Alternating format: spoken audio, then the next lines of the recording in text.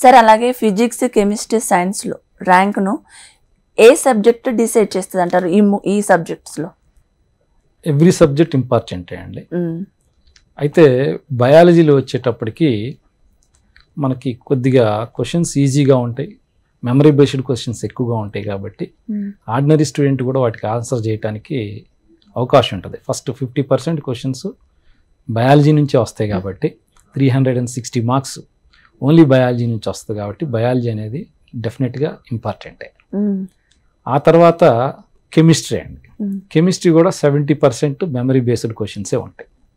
కంప్లీట్గా ఎన్సీఆర్టీ బుక్లో ఉన్నటువంటి ఈచ్ అండ్ ఎవ్రీ లైన్ చదవాల్సిందే, చదివి నోట్స్ రాసుకోవాలి, నోట్స్ ప్రిపేర్ అవ్వాలి.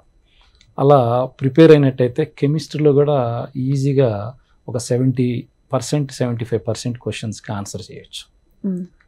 సో బయాలజీని వచ్చేటప్పటికి 100% ఆన్సర్ చేసేటట్టు మనం కాన్సన్ట్రేషన్ చేయాల్సి ఉంటుంది. కెమిస్ట్రీ వచ్చేటప్పటికి 70-75 క్వశ్చన్స్కి ఆన్సర్ చేసేటట్టు ఉండాలి. ఆ తర్వాత నెక్స్ట్ వచ్చేటప్పటికి కొద్దిగా ఫిజిక్స్ అనేది కొద్దిగా మెమరీ బేస్డ్ కన్నా స్కిల్ బేస్లో ఈ ఎగ్జామినేషన్ ఉంటుంది కాబట్టి కొంతమంది స్టూడెంట్స్ ఫిజిక్స్ అంటే భయపడతా ఉంటారు. ఆ భయం వీడి ఫార్ములాస్, ఫిజిక్స్లో ఉన్నటువంటి ఫార్ములాస్ని, కాన్సెప్ట్స్ని బాగా ప్రిపేర్ అయినట్టయితే ఈజీగా 25-30 క్వశ్చన్స్కి మనం ఆన్సర్ చేయడానికి అవకాశం ఉంటుంది. ఎందుకంటే ఫిజిక్స్లో ఉన్నటువంటి థియరీ మీదనే దాదాపుగా ఒక 10 క్వశ్చన్స్ అడగడానికి ఛాన్సెస్ ఉన్నాయి. సింగిల్గా ఫార్ములా తెలిస్తే ఆన్సర్ చేయడానికి అనుకూలంగా ఇంకొక 10 క్వశ్చన్స్ ఉంటాయి కాబట్టి ఈ 20 ఉంటాయి. ఈ 20 క్వశ్చన్స్తో పాటు ఇంకొక 5 క్వశ్చన్స్కి మనం అడిషనల్గా ఆన్సర్ చేయగలిగినట్టయితే డెఫినెట్గా 25 క్వశ్చన్స్కి ఆన్సర్ చేస్తే ఒక 100 మార్క్స్ని ఫిజిక్స్లో కూడా తెచ్చుకోవచ్చు. So each and every subject మనకి నీట్లో ర్యాంక్ తెచ్చుకోవడానికి చాలా ఇంపార్టెంట్ అండి. ఎందుకంటే 500 అబోవ్ మార్క్స్ వస్తే కానీ మనకి ఏ కేటగిరీలో ఎంబీబీఎస్ సీట్ అనేది తెలంగాణలో సాధ్యపడదు కాబట్టి ఈ 3 సబ్జెక్ట్స్ మీద కాన్సన్ట్రేషన్ చేయాల్సినటువంటి అవసరం అనేది 100% ఉంటుందండి.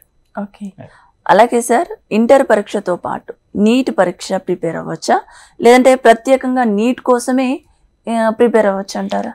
ఇంటర్మీడియట్ సిలబస్సే నీట్ సిలబస్ అండి. దాదాపుగా స్టేట్ సిలబస్ ఏదైతే ఉంటుందో ఎన్సీఆర్టీ సిలబస్ కూడా ఫిజిక్స్, కెమిస్ట్రీ వచ్చేటప్పటికి ఏం తేడా ఉండదు.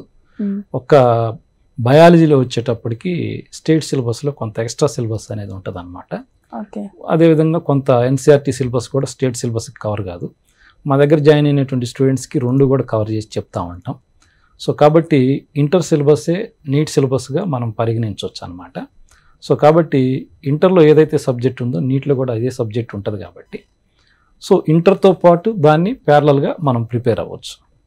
ఇంటర్ కోసం సపరేట్, నీట్ కోసం సపరేట్ ప్రిపరేషన్ అనేది ఉండదు.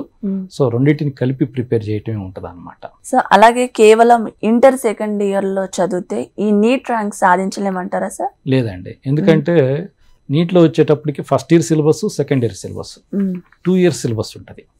సో కాబట్టి ఫస్ట్ ఇయర్ సంబంధించినటువంటి సిలబస్ సంబంధించిన నీట్ ఓరియంటేషన్ ఫస్ట్ ఇయర్లో కంప్లీట్ చేసుకోవాలి.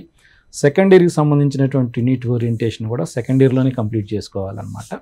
ఆ విధంగా first year, second year 2 years మనం నీట్ కోసం ప్రిపేర్ అయితేనే అల్టిమేట్గా మనం గోల్ రీచ్ కావడానికి అవకాశం ఉంటుంది. అలాగే సార్ సాధారణ విద్యార్థులు కూడా ఈ ఎంబీబీఎస్ సీట్ సాధించాలంటే వాళ్ళు ఎన్ని గంటలు కష్టపడితే ఈజీగా సాధించగలుగుతాం? సాధారణ విద్యార్థులు కూడా ఇప్పుడు మనం ఏదైతే టైం చెప్పామో ఆ టైం ప్రకారం ప్రిపేర్ అవ్వగలిగినట్టయితే ఫ్రమ్ ద బిగినింగ్ నుంచి సో డెఫినెట్ కూడా వాళ్ళు కూడా సక్సెస్ కావడానికి ఛాన్సెస్ ఉంటాయండి.